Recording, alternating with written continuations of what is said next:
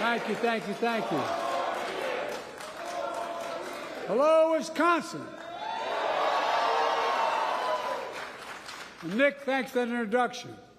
Look, before I get started, I want to set the record straight. Please sit down. I went to a Catholic high school in Delaware, taught by the Norbertine priest from St. Norbert's College. You know, a little team called Green Bay. Now, here's the deal. We were the only high school in Delaware that overwhelmingly rooted for Green Bay. Not a joke, I'll tell you why. Every single Sunday.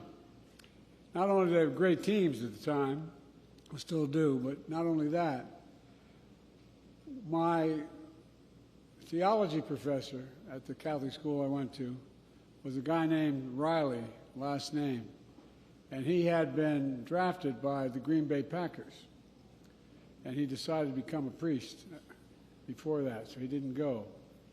But every single solitary Monday that Green Bay won, we got the last period of the day off. Now, we Catholics call that indirect bribery, but it worked. It's always great to be with one of the best governors in America, Tony Evers. Tony,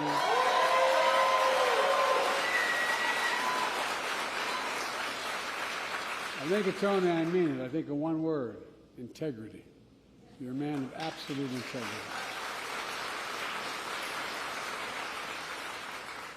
And what I'm really doing, I'm really auditioning for a job with a little company that's going to build something out here.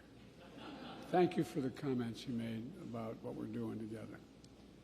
Well, look, while she couldn't be here, I want to thank one of the best U.S. senators in the United States of America, and a good friend of mine, Tammy Baldwin. I mean it. You also got a great mayor in Racine, Corey Mason.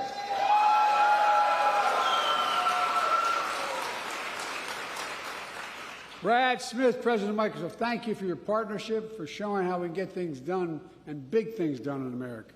And thank you for your friendship. I really mean it.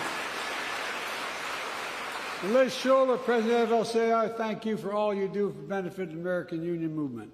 I got called the most pro-union president in American history. I make no apologies for it. No. I'm serious. Middle class built America, but unions built the middle class. I've been saying that for a long time. Folks, I'm here to talk about a great comeback story in America. I'm sure you remember, Racine was once a manufacturing boomtown all the way through the 1960s. Power companies invented and manufacturing Windex, portable vacuum cleaners, and so much more, and powered by middle-class jobs. And then came trickle-down economics, cut taxes for the very wealthy and the biggest corporations, beginning in the 60s. We shipped American jobs overseas because labor was cheaper. We slashed public investment in education and innovation. And the result, we hollowed out the middle class. My predecessor and his administration doubled down on that failed trickle-down economics, along with the trial of broken promises. Look, my dad used to have an expression. He said, Joey, a job, I mean this sincerely, my dad was a well-read man, never got to go to college, but he was a good man all across the board. And he'd say, Joey, remember, a job's a lot more than a paycheck. It's about your integrity. It's about your dignity. It's about being treated with respect. It's about being able to look your kid in the eye and say, honey, everything's going to be okay. In fact, 6 years ago, when my predecessor came to Racine with the promise of, quote, reclaiming our country's proud manufacturing legacy. Well, we had infrastructure day every week for 4 years. Didn't build a damn thing. He and the administration promised a $10 billion investment by Foxconn to build a new manufacturing complex, create 13,000 new jobs. In fact, he came here with your Senator, Ron Johnson, literally holding a golden shovel, promising to build the 8th wonder of the world. Are you kidding me? Look what happened. They dug a hole with those golden shovels, and then they fell into it. Look, they didn't shovel other dirt. They did shovel some dirt. 100 homes were bulldozed. They wasted hundreds of millions of dollars of your state and local tax dollars to promise a project that never happened. Foxconn turned out to be just that, a con. Go figure. In just 4 years under his administration, instead of creating 13,000 jobs in Racine, my predecessor, and 1,000 manufacturing jobs, rather than creating them, 1,000 manufacturing jobs left Racine. 83,500 total jobs left Wisconsin during my predecessor's term. But that's not on my watch. We're determined to turn it around. Thus far, since we've come to office, we've created, and with the governor's overwhelming leadership, we've created over 178,000 jobs in Wisconsin, and we're going to create more here in Racine, and big time.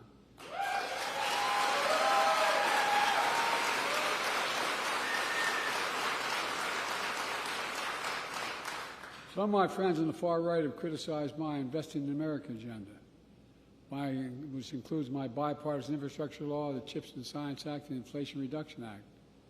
Well, a lot of businesses have supported it as a key to economic growth that we're seeing now. Remember here, you're going to have a recession next week, no soft landing. Well, in fact, I've asked business leaders like Brad a simple question. When the United States decides to invest considerable resources in a new industry that we need to build, does that encourage or discourage them engaging? The answer overwhelmingly is it encourages business investment.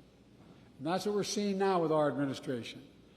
My Investing in America agenda is fueling historic boom in rebuilding our roads and bridges, developing and deploying clean energy, revitalizing American manufacturing, and so much more. So far, we've created $866 billion in private sector investment nationwide, almost $1 trillion. Historic amounts in such a short time. Now it's literally creating hundreds of thousands of jobs, building new semiconductor factories, electric vehicles and battery factories, and so much more, all here in America. Today, it's another example of the private sector optimism. Microsoft, as the President already pointed out, is investing $3.3 billion to build a new data center here in Racine. That's going to help operate one of the most powerful artificial intelligence systems in the world, and I've gone around the world, literally, not figuratively, meeting with the leading architects of AI.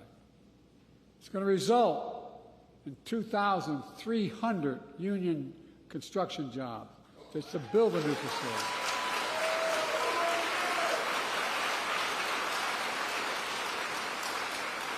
And 2,000 permanent workers to work in the data centers. In addition, we're also providing a pipeline to train these new jobs. A pipeline that starts right here at this very spot. Microsoft is partnering with Gateway Technical Community College right here to train and certify 200 students a year to fill high-demand, good-paying jobs in data and IT at Microsoft's new AI data center here in Racine. But that's not all.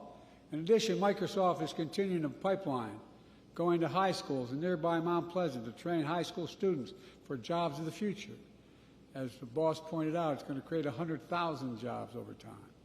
It's all part of Microsoft's broad plan to build an artificial intelligence ecosystem right here in Racine.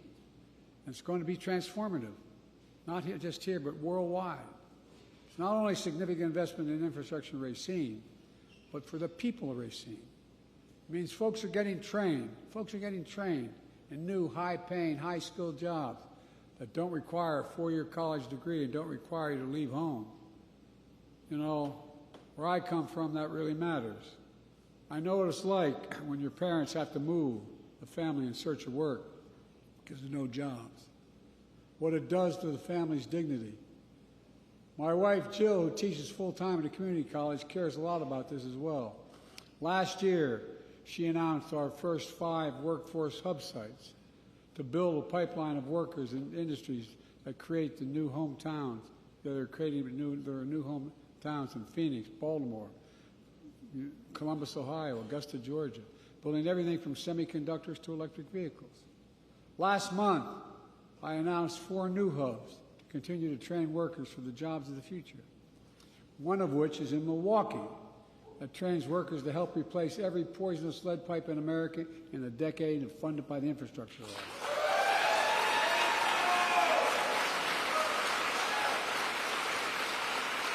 And by the way, Buy America has been the law of the land since the 30s, but it's been ignored by most administrations.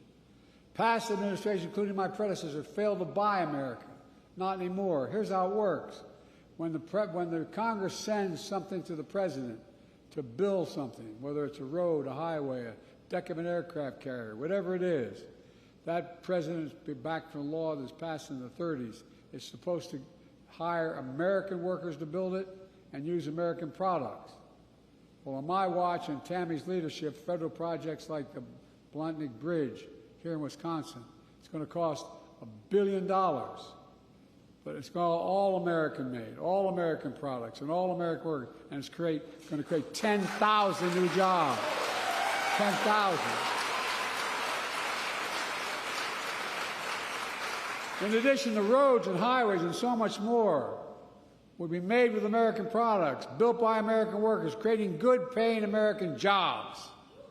What's happening in Racine is really important for another reason. We'll see more technical community colleges, technical changes needed in the next 10 years than we saw in the last 50. AI is already driving that change in every part of American life, from how we teach and learn to how we solve the biggest challenges, from curing cancer to climate change. America is a global leader in AI, and American companies lead the world in AI innovation and a lot of what we're going to see here in Racine. Because of our initiatives, American workers will power that innovation here in America. But look, to get the full benefit of all these safeguards, we need safeguards.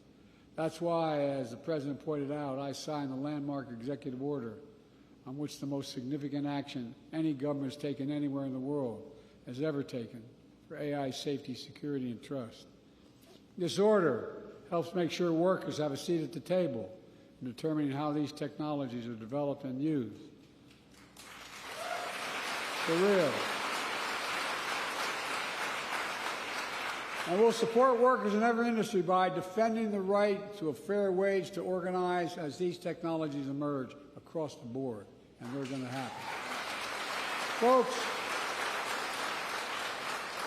during the previous administration, my predecessor made promises which he broke more than kept, and left a lot of people behind in communities like Racine. On my watch, we make promises and we keep promises. And we leave no one behind.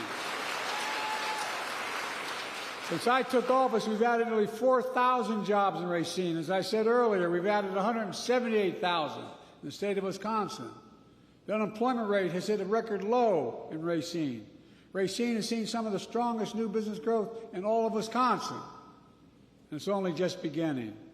We're seeing a great American comeback story all across Wisconsin, and quite frankly, the entire country. The bottom line is, we're doing what's always worked in this country, giving people a fair shot, leaving nobody behind, and grow the economy in the middle out and the bottom up, not the top down. When that happens, everybody does well. Everybody does well.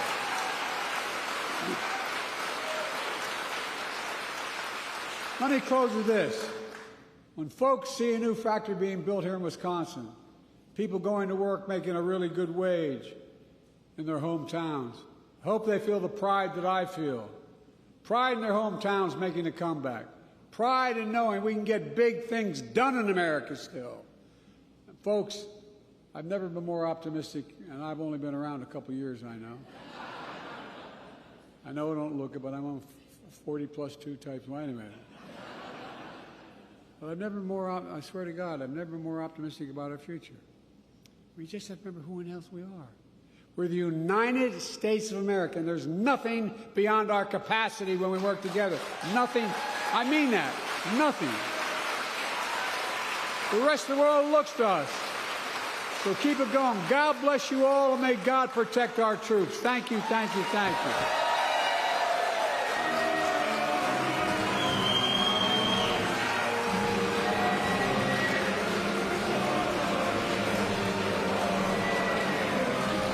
Don't jump.